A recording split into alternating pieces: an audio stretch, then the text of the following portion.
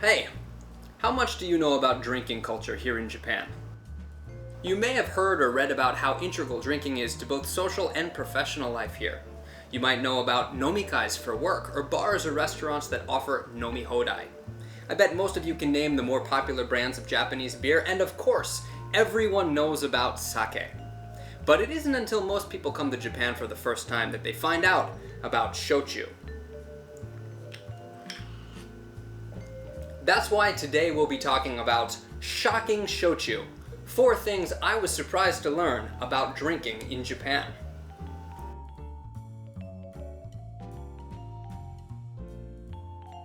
Number 1. Sake is not Japan's first drink of choice. Nihonshu, or sake as we call it in the West, has a huge reputation as the alcohol when it comes to the image of Japan. But for Japanese people themselves, there's actually a more popular choice. It's shochu. While sake is fermented, shochu is distilled. And while sake is made from rice, shochu can be made from sweet potatoes, rice, buckwheat, barley, and a whole lot of other ingredients.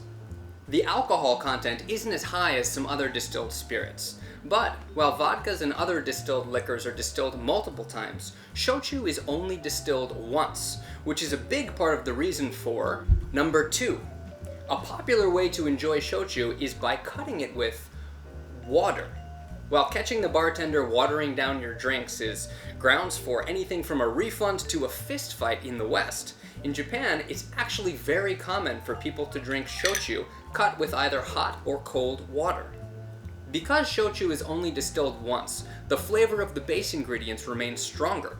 Even if you cut it with water, the aroma and the taste remains powerful. Oyuwari, shochu cut with hot water, is great for the wintertime. And mizuwari, shochu stirred with ice and cold water, is crisp and refreshing in the summer months. Proportion-wise, I like to add more water than shochu, but if you want to look like a veteran drinker, try ordering go-go, 5 and 5, which means half and half. Number 3. Beer before liquor never been a problem for Japan. In the West we say beer before liquor never been sicker.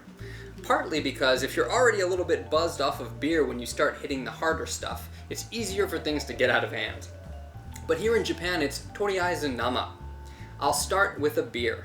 It's really common for people to have 1 or 2 beers before moving on to shochu or other harder liquors. I think Japan might have better luck with this order because of point number 2. If you're drinking alcohol with water at the same time, it's keeping you full, which prevents overdrinking, and you're staying hydrated, which is great at preventing hangovers the next day. And finally, speaking of preventing overdrinking, in the West, if you're out with your friends at a bar or a club and you order a bottle, you're probably gonna finish it, even if sometimes you shouldn't.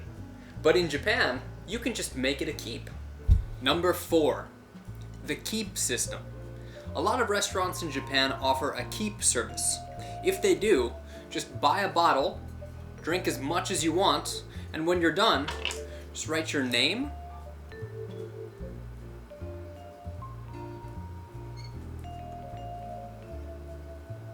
and the date on the bottle.